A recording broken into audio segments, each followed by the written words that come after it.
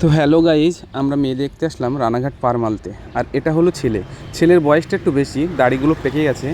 আর তোমরা একটু কমেন্টে জানাবে ছেলের বয়সটা কত হতে পারে। সরি, আমি একটু ইয়ার্কি মারলাম। এটা হলো ছেলের বোনাই।